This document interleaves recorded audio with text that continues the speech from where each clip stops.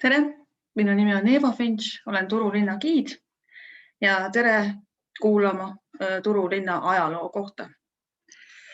Täna räägime siis perioodist pärast suurt Turu tulekahju 1827. aastal, linna ülesehitamisest ja valisin perioodi lõpuks üsna juhuslikult aasta 1860. Soome oli siis selleks ajaks Soome suurvürstiriik, üks Venemaa keisririigi koosseisu kuulunud riike, mida ta oli 109 aasta vältel. Ja see oli Soome jaoks üsna märkimisväärse arenguperiood, ehkki valitsus oli esialgu jäik ja bürokraatlik.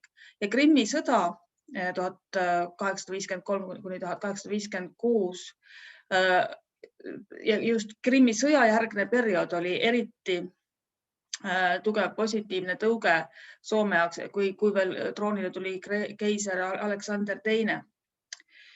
Riik sai sel ajal oma raha, sai raudtee, muutus lausa tööstusriigiks või vähemalt tekkisid mitmed tööstuskeskused. Soome sai näiteks mitmeid uusi puidutöötlemistehaseid ja lõpuks ka veel 20. sajandi alguses juba omaenda parlamendi eduskonda. Vaatamata laastavale tulekahjule oli Turu endiselt Soome suurim linn, jäi seda kuni umbes 1830. aastani, mil Helsingi talle järele tõmbas ja siis kiiresti mööda läks. Helsingi kasvas tollal tunduvalt kiiremini. Mõistetavalt ka, kuna valitsusasutused ja ülikoolid Helsingisse suundunud. Turu oli jäänud natukene selliseks provintsi linnaks. Jah, kuna tulekahju oli teinud oma laastamistöö, siis pärast seda toimus Turuga väga suur muutus. Karl Ludwig Engel väga kiiresti joonistas korrapärase tänavate ruudustiku, linn ehitati üles suhteliselt teistsugusena. Et siin küll mõned kohad jäid alles ja mõned ka sellised maamärgid, aga linna üldvaade muutus väga tunduvalt. Turust arenes selline Euroopa tolleaegsetele moe ja nõuetele ja ideaalidele vastava ampiirstiilis puidust linn ja ehitamisel siis juba pöörati tähelepanu tuleohutusele. Ja võrreldes varasemaga oli linn tunduvalt vaiksem, kuna puudusid valitsusasutused, puudusid üliõpilased, akadeemiatöötajad olid Helsingisse kolinud. Nii et mitte ainuke, aga ütleme selline üks oluline keskus, mis siiski Turus jäi, oli siis kiriku elukeskus. Turu toomkirik oli ja on siiamaani Soome Luteri kiriku peakirik. Aga hakkame siis vaatama, mis ma siin olen vaatamiseks leidnud. Turu aeg ja kohad, üleseehitusaeg 1827 kuni 1860 ja tänane koht on Kakola vangla. Pildi peale olen pannud stseeni Krimmi sõjast siin Soome lähistel. Briti lahingulaevalt tulistatakse Poomarsundi kindlust, see on siis Ahvenamaal. Sellega läks lahti see nii-öelda Ålandi sõda siin Soomes. Millest ma täna räägin? Räägin siis sellest linna ülesehitusest, Karl Ludwig Engeli tegevusest, kelle pilt on muuseas siin kõrval. Tema on üks olulisemaid tolleaegseid arhitekte, mitte üksnes Soomes, vaid üleüldse Läänemere piirkonnas. Ta oli ka Tallinna linna arhitekt 1810. 13. aastani. Ta ka muuseas abiellus tallinlannaga. Ja Kohtu tänav 8 Toompeal on tõenäoliselt tema, praegu on seal õiguskantsleri büroo minu meelest. Tema projekteeritud, aga Tallinnas tal palju tööd ei olnud, nii et ta suundus sealt Peterburi ja siis juba sai kõikvõimalikke suuri ehitusprojekte siin Soomes. Nii et kõige tema peamine projekt oli siis Helsingi ülesehitamine pealinnana. Aga siis, kui Turu tulekahju oli, siis sai ta ka Turust päris palju tööd ja tema käejälg on siin kõvasti näha. Puudutame natukene Krimmi sõda turutööstuse arengut, poliitika kultuuriuudiseid,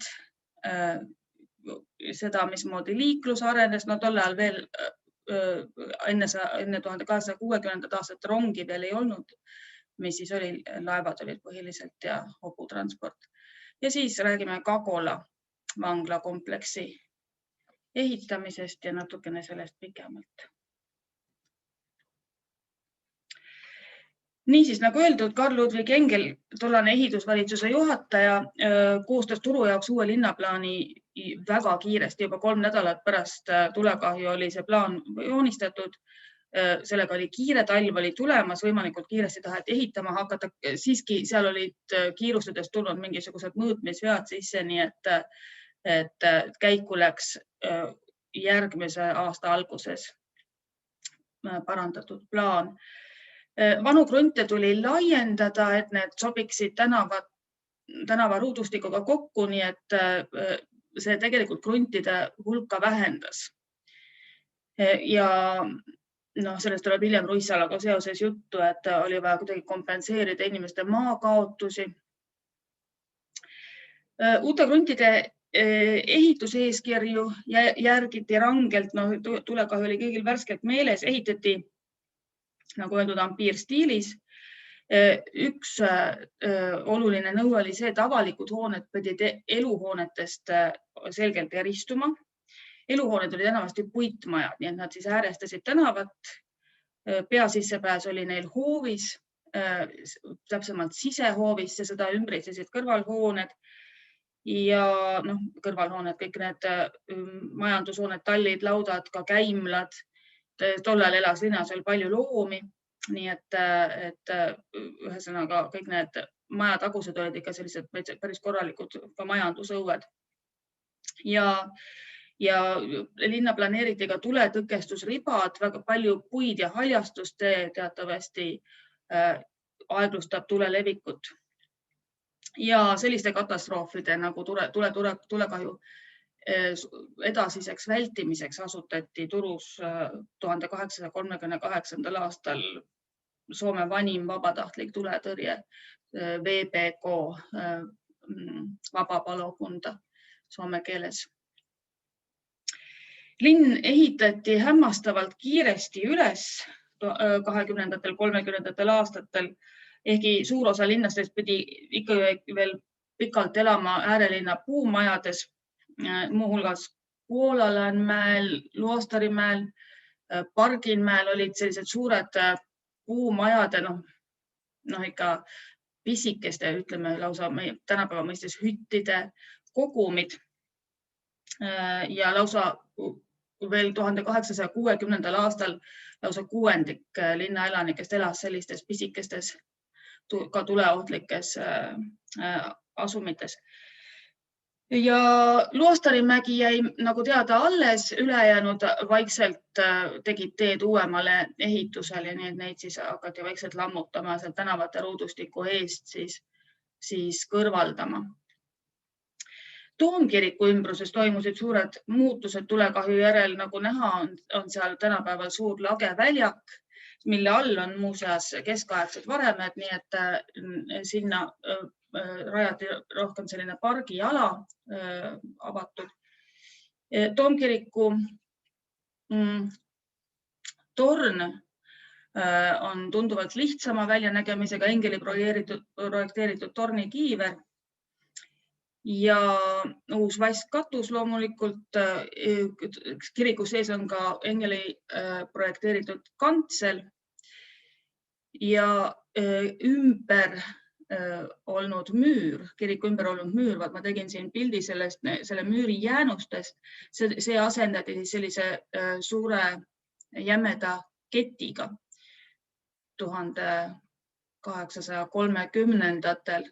Jätke see kett endale meelde, ma pärast räägin sellest veel. Ja trepistik, see suur trepistik, mis viib Toomkirikut nüüdse peasissekäigu juurde, see oli siis Jülichi projekteeritud. Varem oli Toomkiriku peasissepääs olnud tegelikult külje peal lõunapoolsel küljel. Ja pärast ülikooli lahkumist Helsingisse kolisid õuekohus, kuberner ja toomkapiitel akadeemia hoonesse, see oli tühjaks jäänud ja sellest akadeemia peosaalist sai siis kogu linna ühine peosaal. Toomkool kaotati, sellest asemele loodi Svenska Klassiska Lycée Diobu ehk siis rootsikeelne klassikaline lütseum ja see on nendes ruumides siiamaani seal suure turu ääres endise õuekohtu ruumides. Tänapäeval kannab ta küll uuesti jälle katedraalskuulani nime. Silda, mis oli kohe sellesama koolihoone otsas üle jõe, see vana sild, see oli tulekahjus ära põlenud, seda sinna kohta enam uuesti ei ehitatud, vaid ehitati uus sild. See, kus on nüüd Tuomio kirko silda ehk siis Aningaistend kadu, Uudenmaan kadu tänavate ühendamiseks. Tehti siis sild natukene uude kohta. Linnavalitsus toimis veel poole sajandi vältel Raekoja Brinkala hoones, ju seda Raekoda siis nii palju ära remonditi ja Brinkala hoone oli vähem kannatada saanud tules. Nende kõrvale püstitati uusi kivihooneid. Näete, siin Raekoja kõrval on siis siiani alles olev Pär-Johan Jülichi projekteeritud Hjelti maja. Hjelt oli üks kapten. See esindab Peterburi klassitsismi oma pilastrite ja keskrisaliidiga. Ja teisel pool Uudenmaan kadu on suurejooneline trapimaja aastast 1833. Selle on projekteerinud Carlo Bassi. Karl Trapp oli üks rikkamaid kaupmehi linnas ja väga toreda, kena, uhke fassaadiga. See on see, tema jõukus ka seal siis peegeldub. Tänapäeval on selles hoones Åbo Akadeemii peahoone. Ja rikkaid kaupmehi ja ametnikke asus elama ka Piispangadu tänava äärde, see on siis Toomkirikust põhja poole jääb, need on ka siiamaani alles. Siin on nüüd näha see oranžimaja, see kannab Doomvilla nimetust, Doomvillan ja siin esiplaanil on trükkeriihuused ehk siis trükikoda, mõlemad ehitatud 1830. aasta paiku ja projekteeritud ka Pär-Johan Jülichi poolt. Jülich oli üldse tulekahju järgselt üks juhtivaid arhitekte, ta oli nii-öelda selline ülesehituse arhitekt. Ja veel 1830-ndatest siis puuarhitektuuri siin Piispangkadul Charles Johnsoni projekteeritud. Tänapäeval asub selles pikas keskmises hoones Ethem muuseum. See on siis linna kodaniku muuseum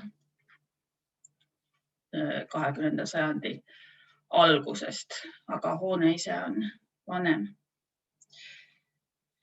Ja linna kaubanduskeskus viidi üle uuele turule, mis nimetati ümber Raekoja platsiks muuseas Raadihuonentori, kuna sinna äärde kavatseti ehitada turu uus Raekoda, mis jäigi ehitamata.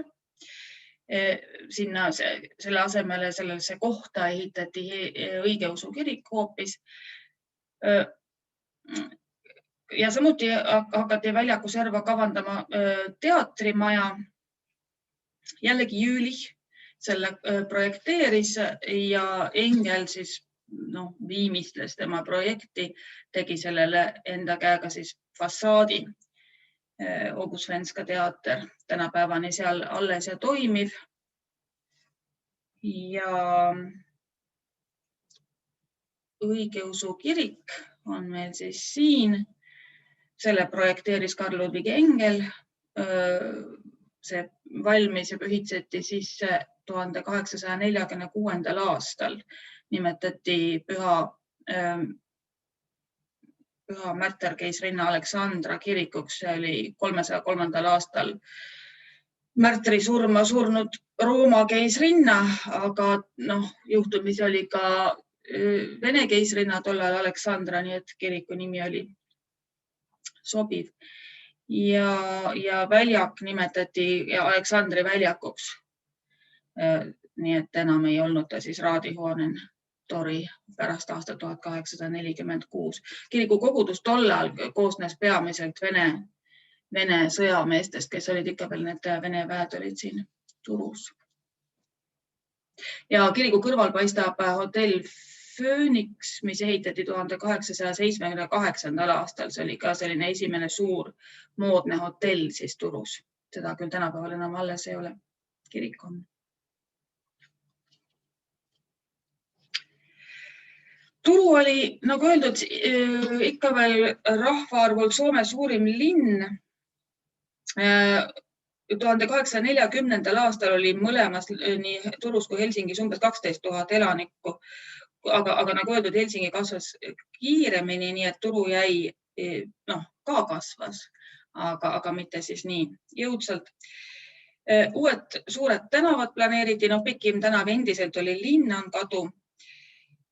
Ja linn oli,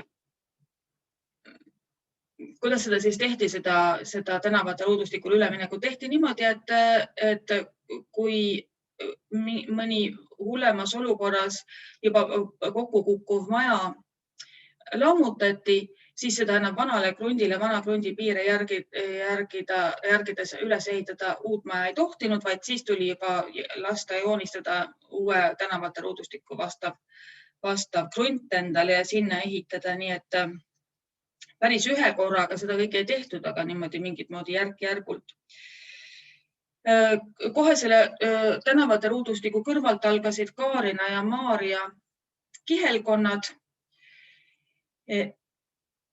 ja 1830. aastal siis endine kuningataren kadu, kuninganna tänav nimetatigi siis Linnan kaduks, kuna enam ju kuningannat ei olnud Soomel. Tollal vanade kitsaste tänavatega harjunud inimesed leidsid, et ei ole seal linnal enam tegu ega nägu, on väga kehva väljanägemisega linn välja kukkunud, sirged laiad tänavad, ühtses stiilis majad seal servas, puud tänavate servades. Aga täna uutele, just nimelt nendele tulekahjujärgsetele istutustele linn muutus rohelisemaks ja tollal tekkis ka mõte ehitada või rajada Vardiovoori kaljule park. Selle tegemiseks korraldati avalik korjandus 1841. aastal ja hakati mõtlema ka teiste kaljuküngaste roheliseks istutamise peale. Kuigi enamik neist Poolamägi, Sampalinnamägi muutusid roheliseks alles 20. sajandi alguseks, aga Vardiovoor oli selline esimene seal Tähetorni ümbruses siis ja kusjuures tänapäevaks on seal väga ilus, väga paljude puuliikidega, minu meelest üks ilusamaid parke Turus ja võib-olla kogu Soomes. Jõe savised kaldad tekitasid palju muret, sest nad kippusid, seal tekkis lausa selline maalihete oht. Jõe kaldaid tuli kindlustada. Ja 1830. aastal muuseas Muldavieru linnaosas siin Aurasilla lähedal viis maalihe terve maja jõkke.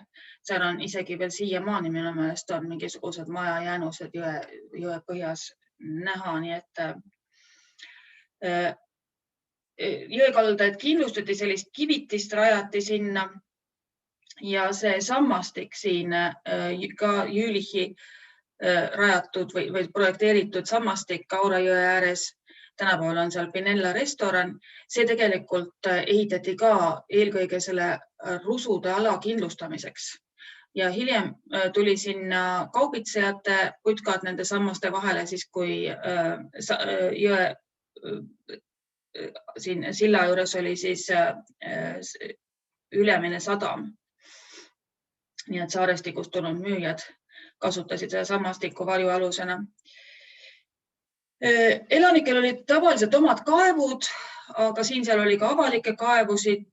Küll oli see jama, et Turu piirkonnas oli suviti väga sageli veenappus Ainuke veetorustik, mis linnas oli see, mis Kupitast juhtis vett Toomkiriku juurde, ehkki see oli täiesti amortiseerunud, aegunud pealt lahtine minu meelest, lausa selline veejuhe.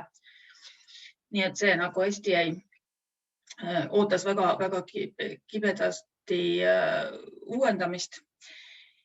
Ja tänavad olid nagu nad olid, suvel tolmused, kevad sügisvihmade aeg muutusid poriseks. Nii et asfalti tollal ka ei olnud, muld või tähendab munakivi sillutist oli tänavatel. Epideemiad ikkagi veel tulid elanikke kimbutama aeg-ajalt 19. sajandil ja eriti hull oli kogu Euroopas 1831. aastal möllanud koolera epideemia. Haiguses ikka süüdistati madalamaid, neid vaesemaid, et nemad on need, kes elavad räpaselt ja ka ebamoraalselt, et nende süü on siis see, kui linnas möllab ja seda koolera epideemiat on jäänud meenutama Littoisten tie ääres asuv koolera kalmistu, mis on ka tänapäevani olemas. Seal küll väga palju neid hauakive enam alles ei ole, aga mõned siiski on ja ühe ma leidsin, kus on ilusti kohe peal kirjas, et Karl Wahlgren on surnud detsembris 1831. Teine selline koolera kalmist oli Kagolammäe lääneküljel, seda tänapäeval niimoodi näha enam ei ole. Ja seda koolerat tuli veel mõned korrad linna 19. sajandi jooksul. Nii et hakati ka pöörama ühesõnaga rohkem tähelepanu kanalisatsioonile sellele järgnevatel aastakümnetel. Hiljemalt 19. sajandi keskpaiku paigutati Turu tänavate alla mõned kanalisatsioonitorud ja reovesi juhiti siis Aura jõkke. Hoovides asuvat niiskust, tollal oli selline mõtteviis, et niiskus on eriline selline haiguste põhjus, et see on väga kahjulik ja ohtlik ja mingisugused sellised ebatervislikud aurud, millest tuleb eemale hoida. Aga ikkagi ju inimeste lähikonnas elasid loomad, olid sõnniku, olid laudad, kus oli sõnnik ja eks sealt seda veeti siis ka põldudele ja muidugi olid ka välikäimlad veel pikalt linna elanike õuedes.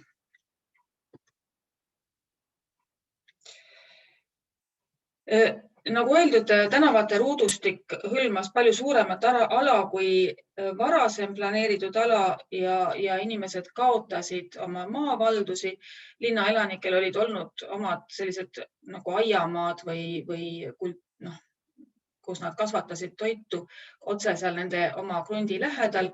Nad kaotasid need, nii et kompensatsiooniks kaotatud maast andis riik turulastele 1845. aastal Ruissalo saare suvilatega asustamiseks. Saar jagati kruntideks, mis siis linnakodanikele maha müüdi. Neid krunte oli midagi 45 kanti, aga jõukamad ostsid endale kohe mitu krunti, nii et tegelikult läks see Ruissalo saar umbes 30 kõige jõukama perekonna kätte. Ja üks krunt jäeti üldisse kasutusse. Selle nimeks sai üleine käüdav ehk siis, kuidas öelda, avalik promenaad. Siiamaani on Ruissalos selline nagu Kansanpuisto rahvapargi nimeline ala ja siiamaani on Ruissalos ka Ruissalo kuulsad villad, mis on tegelikult linna rendil, pikaajalistel rentidel. Ja siin pildi peal on näha üks varasemaid pilte Ruissalo idüllist 1847. aastal, siis on Johan Knudson on sellise pildi teinud.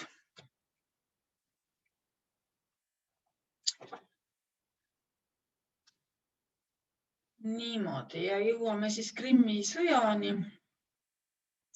Krimmi sõja all peetakse silmas sõjalist konflikti Venemaa ja Lääne alliansi vahel.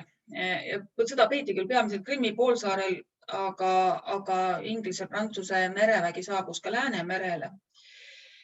Ja 1853. aastal suvel vallutasid siis Poomarsundi kindluse Ahvenamaal ja lasid selle õhku, sellest siis ka see päris alguse pilt, mis tõi siis rannikulinnadesse, Soome rannikulinnadesse palju sellist hirmu ja rahutust.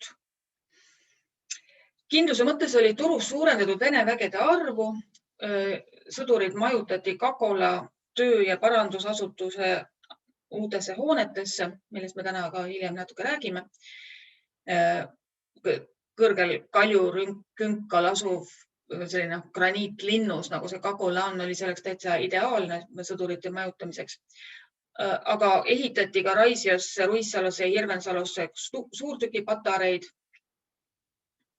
Ja sadamasse viiv Ruissalo väin suleti selle sama toomkirikut ümbritseva ketiga, mida ma teile enne näitasin, mis oli 20 aastat varem ümber toomkiriku pandud. Nii et see pandi siis 2 kohast üle Ruissalo väina, et sinna laevad sisse ei tuleks ja lisaks paigutati sinna veel 17 suurtüki paati.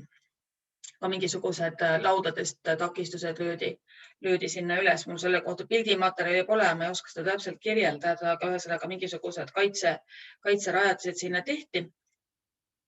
Ja kui Poomarsundi kohta uudised Turusse jõudsi, siis hakkasid osad elanikud juba oma asju pakkima ja linnast üldse lahkuma, väärisesemeid maha matma ja nii edasi. Inglise mereväge juhtis admiral Sir Charles Napier tegelikult, jah. Ja temal oli Turu sõdurite arvust ja linna kaitsevarustusest natukene selline liialdatud ettekujutus. Ja selleks, et teada saada, kas rünnakul üldse mingeid väljavaateid on, ta saatis 4 laeva Turu piirkonda luureretkele. Sellest on Robert Wilhelm Ekman teinud maali vägivaldne luurekäik Turu juures või Turu juurde, kokkupõrge Ålani sõjas aastal 1854. Ja need Inglise laevad saabusid kella 4 paiku pärast lõunat, 22. august, saabusid Viidakari lähedale ja neid hakati siis maalt ja võib-olla vist neist suurtükipaatidest tulistama kahuritega. Vaenlane edenes Isopukki saare juurde, seal ootas neid kett üle väina tõmmatud. Inglased tabasid ka 2 kahuripaati, tapsid 4 meest, haavasid 8 ja sõitsid veel samal õhtul minema. Nii et see tegelikult sellega sõjaline tegevus Turu piirkonnas ka piirdus õnneks, et rohkem see Ålani kohutav sõda Turut ei puudutanud. Aga suurte sõjaväeosade kohalolek ja linnuse juures peetud pidevad õppused hoidsid sõda ikkagi igapäevaselt meeles, et vähemalt ja järelmõju oli Soomest kaudselt ka tunda majanduskahjude näol. Linna kaubalaevastik kahanes märkimisväärselt ja rahaväärtus langes, et hinnatõus tegi tavalise inimese elu ikka tunduvalt raskemaks. Ja keset kogu seda ebakindlust saabus teade keiser Nikolai I surma kohta kopsupõletikku 2. märtsil 1855. Keiser Nikolai I tunti sellise vanameelse ja reforme vältiva valitsejana ja uue valitseja Aleksander II troonile tulekuga siis vähemalt tundus niimoodi, et taastus rahu ja saabus vabam ajajärk kogu riigile. Nii et siia oleme ka mõlemad keisrite pildid teile vaatamiseks pannud. Turul oli au Aleksander II võõrustada külaskäigul 26. märtsil 1856. See oli vahetult enne rahu sõlmimist Krimmi sõja lõppu. Ja see oli ka viimane keisri visiit Turusse. Linnas korraldati selleks puhuks ilutulestik ja rahvas rõõmustas. Nii et see oli siis ka alguspunkt sellisele tõelisele majanduse kasvule, industrialiseerimisele ja elu ilusamaks muutumisele.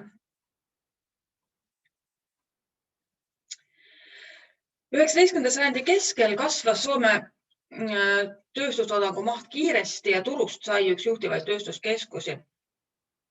Soome ja Rootsi vahele tekkis tollibarjäär ja kaubandus pöördus ka rohkem Venemaa suunas.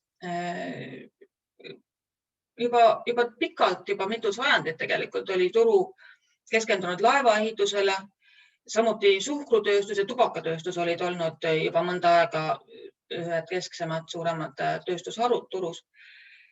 Kui varem oli turus tegutsenud suhkruvabrik aadressil Ländinen Randakadu 7, see oli seal samas tänapäeva Kirjasto silla lähedal asuv hoone, siis see oli lõpetanud tegevuse juba 1824. aastal ja 1850-ndatel ehitas linna kaupmeeste ühendus Turusse kaasaegse Aura suhkruvabriku. See on siin pildi peal ka näha, arhitekt Georg Teodortšivits. Seda seal küll selle koha peal enam ei ole. See on siis Idainen Randakadu on jah see, mille ääres ta asus. Ja selle vabriku toodetud suhkur oli võimeline konkureerima välismaise importsuhkruga, nii et ju ta siis oli moodsam ja paremini rafineeritud või kuidas need asjad käivad.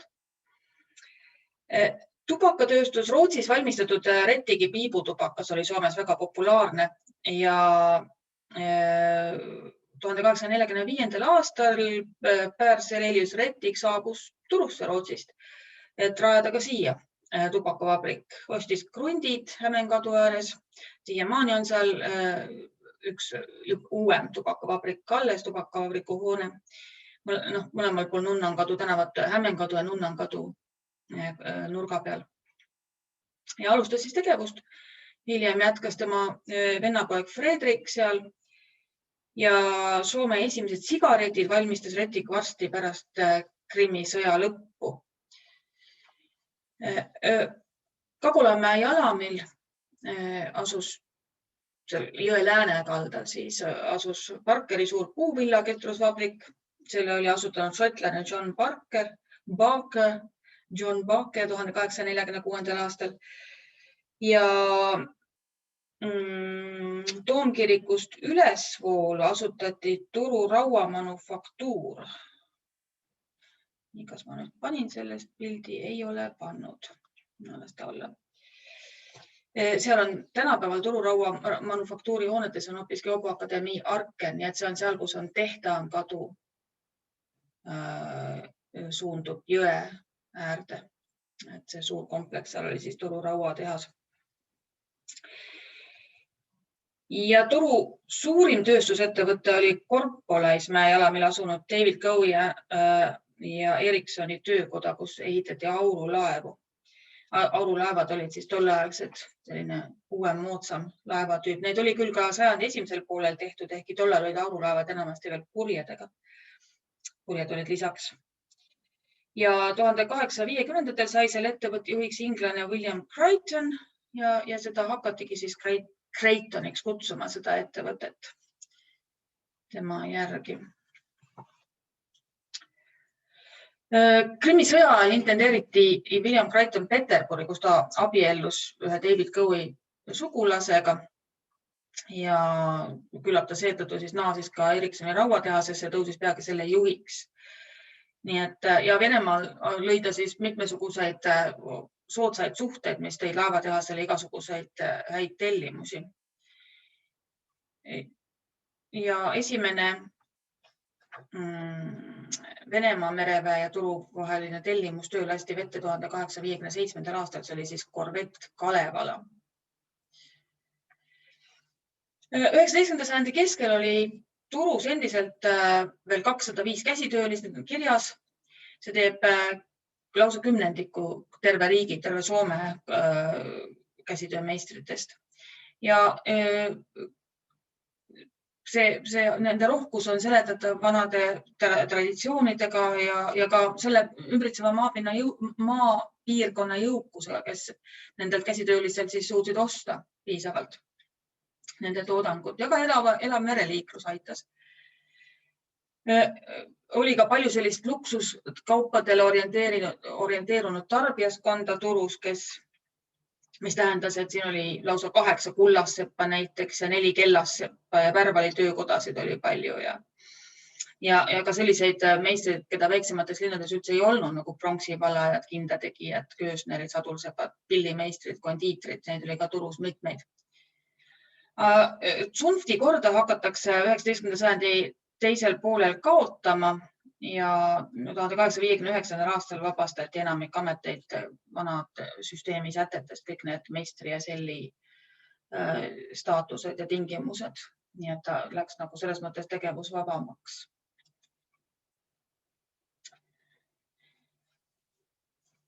Kui räägite nüüd poliitikast ja kultuurist, siis kohe see, et Helsingi pealinnaks saamisega nihkus ka kultuurielu fookus suures osas sinna.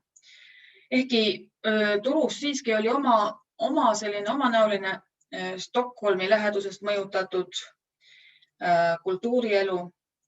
Turu joonistuskool asutati 1830. aastal ja 16 aastat hiljem sai selle rektoriks Stockholmis õukonnakunstnikuna tegutsenud Robert Wilhelm Ekman. See tõstis selle kooli taseme väga tugevaks.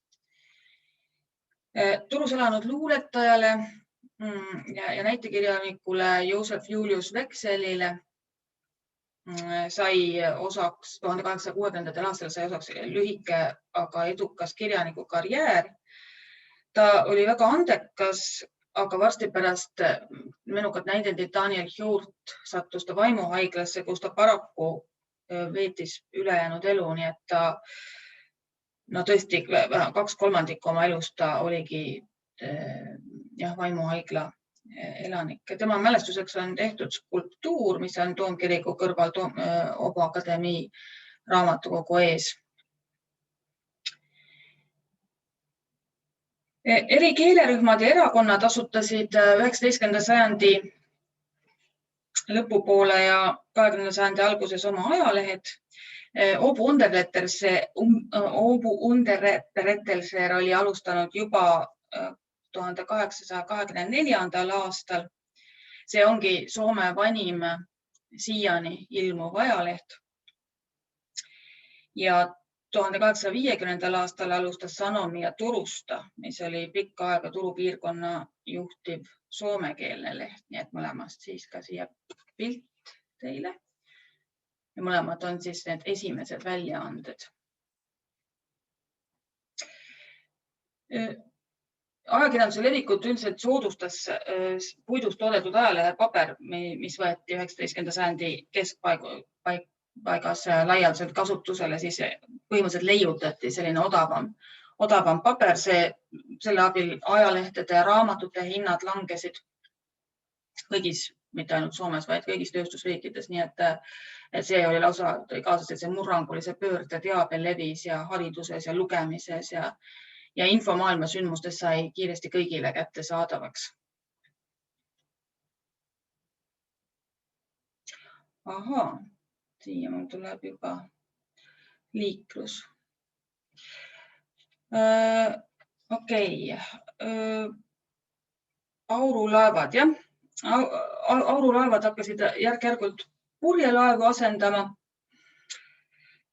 Aga ookeaniliikluses domineerisid siiski puitkonstruktsiooniga laevad veel kuni täitsa sajandi lõpuni, 19. sajandi lõpuni.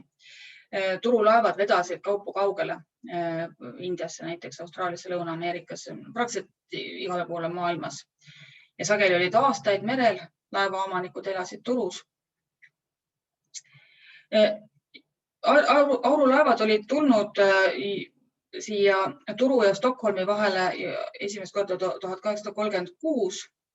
Siis alustas sõitmist aurulaev Solide ja järgmisel kümnendil teenindasid seda sama liini siis Sturfürsten ja Fürst Menšikov. Sellest Fürst Menšikovist on siin ka pilt Magnus von Freidi maal. Ja need sõitsid siis juba sellist pikemat kruiisilaeva moodi marsruuti Stockholm, Turu, Helsingi, Tallinn, Peterburi. Ja teine selline marsruut, mida mööda juba enne Krimmi sõda hakati sõitma, oli Helsingi, Turu, Lübeck. 1859. aastal asutati ettevõte Obu Reederi, mis hakkas hoolitsema saarestikuühenduste eest. Ja selle ettevõtte esimene laev Tekla sõitis Uusi Kaupungi ja Salo vahet. Saarestikupaadid pääsesid kuni Suure Turuni välja. Need ei vajanud väga sügavat vett sõitmiseks, nii et sinna sama Jülichi sammastikuni, kus nad ka kauplesid. Aga reisilaevad peatusid niinimetatud ülemises Auru sadamas.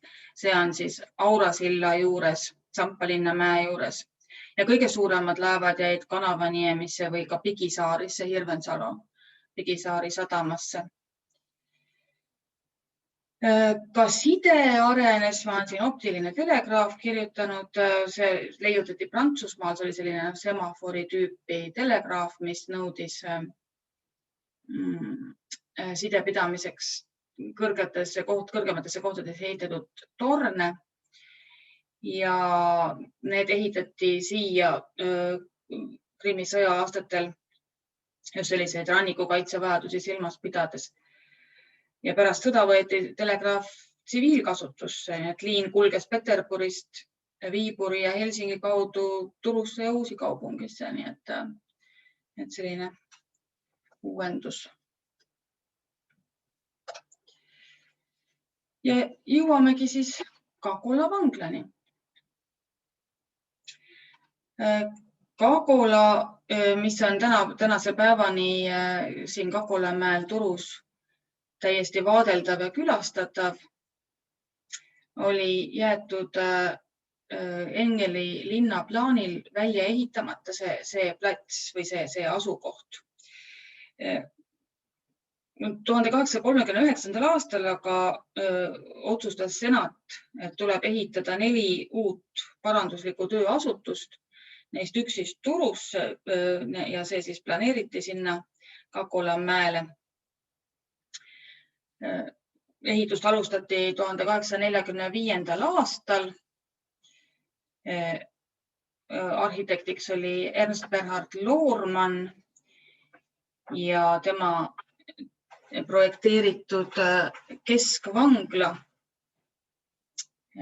oli siis esimene hoone. See keskvangla paistab siit Aura jõe poolt vaadatuna selline uhke keskrisaliidiga kindluse linnuselaadne hoone. Kõigepealt kasutasid ehitist, nagu öeldud, Krimmi sõja ajal Vene sõdurid. Nii et alles 1862. aastal võeti ta kasutusele vanglana, kui sinna Turu linnusest viidi üle esimesed vangid. See on selline monumentaalne ampiirstiilis vanglahoone, kaetud Kakolamäe oma graniidiga. Seda ka ehitasid muuseas vangid ja vangid nimetasid seda Kakolamäe graniiti kakoliidiks, nii et siiamaani pool naljatledes sellist nimetust siis selle materjali kohta kasutatakse, kakoliidist hooned. Ja ta on selline massiivne horisontaalse väljanägemisega, horisontaalsete igasuguste friisidega, erinevate viilude ja tornidega ja sakiliste, kuidas see on siis hammasrisaliid või hammasfriis, mis veel suurendab tugevdab sellist kindluse või linnuselaadset muljet sellest hoonest. Ja peahoone põhjaküljele moodustati sisehoov kõrvalhoonetega, nii et selline suur kinnine neid kõrvalhooneid siiamaani kutsutakse muuseas müüriks. Ma olen nüüd näinud, kui need müüakse, kinnisvaraettevõtted müüvad seal müüri sees kortereid. Kakola müürist võite endale osta, nüüd veel ühetoaline oli vist alles, rohkem ma pole näinud, nüüd ülejäänud on maha müüdud. 1850. aastatel ehitati hoone ette muuseas selline, siit pole ka, vist on mingil määral ka näha, see serpentiin, selline ühesõnaga looklevalt langev teerada, mille projekteeris Georg Theodor von Schiewitz. Ja 1879. väga kiiresti jäi vangla väikseks muuseas. Minu meelest oli kohe, nagu vangid sisse kolisid, oli see suur keskvangla oli natukene jäi neile ahtaks. Nii et 79. aastaks valmisid 2 uut kambrite plokki. Need on siis need sinna veekujuliselt peahoone külge ehitatud kambriplokid. Arhitektiks Dahlström. Neid nimetati öövangla ja päevavangla. Öövangla on siis see, kust kambritest käiakse päeval tööl ja päevavangla on kinnine vangla, kust keegi oma kambritest ei lahku, selline,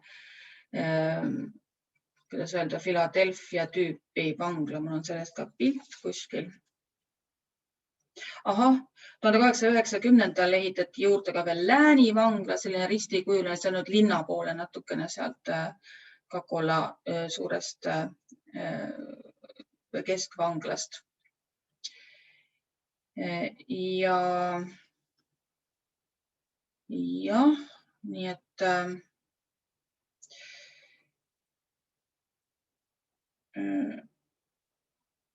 ja võib-olla Kakola vangla kõige kuulsam hoone on see, mis on otse merelt näha, selline, vaatame nüüd pilte veel. See on nüüd see Philadelphia tüüpi kinnine vangla, selline nagu sisevaade kambritest, selline jalutusruumi tegelikult ei ole, minu meelest sealt vangid üldse väljas ei käigi. Aga ma võin ka praegu natukene eksida.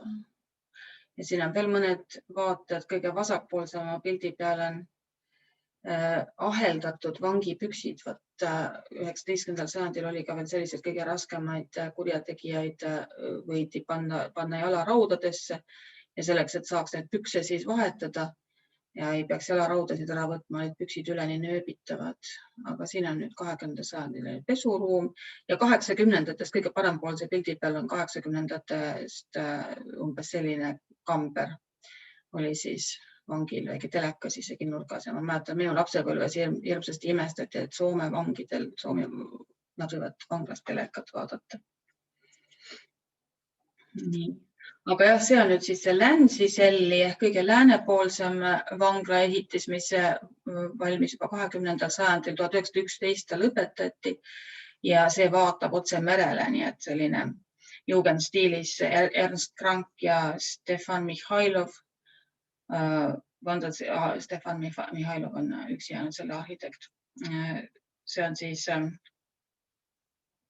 ka selline jugendstiilis graniitfassaadiga uhke hoone ja seal seal mansardkatuse otsa viilus või kuidas seal keskel ühesõnaga, kus on see suur ruudukujuline aken ja 2 ümmargust akent seal kõrval on minu meelest treeningsaal. Ma olen nagu näinud sisevaadet ka fotot, kus on minu meelest täpselt need samad aknad, nii et seal saab korvpalli mängida või vähemalt vangid said, ma ei tea, mis seal praegu on. Ja vangid viidi uude Saramägi vanglasse juba jällegi 80-ndatel hakati arutama, et ei saa, et see vangla Kakola on niivõrd amortiseerunud ja sealt ühesõnaga tuleb ikkagi mõelda uue vangla peale ja see siis valmis 2007. aastal. Nii et ööpimeduse varjus pandi tolleaegselt natuke üle 300 vangi bussidesse ja viidi nad siis ära Saramägisse ja juba enne seda oli Turulinn kuulutanud välja rahvusvahelise arhitektuurivõistluse. Nii et sinna on planeeritud siis nii eluruume, kortereid tohutul hulgal kui ka büroohooneid, igasuguseid teenindus, söögi, puhke, vaba aja, kõikvõimalikke asutusi, nii et ehitustöödes, mis seal ka praegu veel siiamaani käivad, tuginetakse peamiselt Pekka Helini võistlustööle linnavoori. Ehitust alustati juba 2011. aastal, nii et väga suur osa nendest korteritest, mis sinna on nüüd ehitatud, on ka juba valmis. Aga muuseas on veel tänapäevalgi võimalik Kakola vanglaelust giidi abil osa saada, nii et kui te lähete aadressile kakola.fi kaldkriips, mis see nüüd oligi siis, Kierroksed, jah. Et siis võib uurida, mismoodi nad teevad nii päris tuure kui ka virtuaaltuure, nii et seda võib täitsa uurida, kellel on huvi.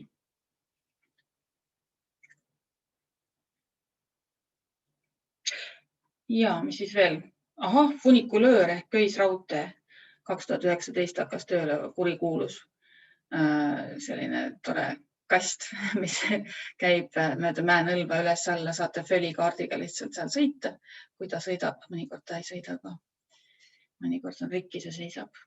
Aga mina tänaseks lõpetan.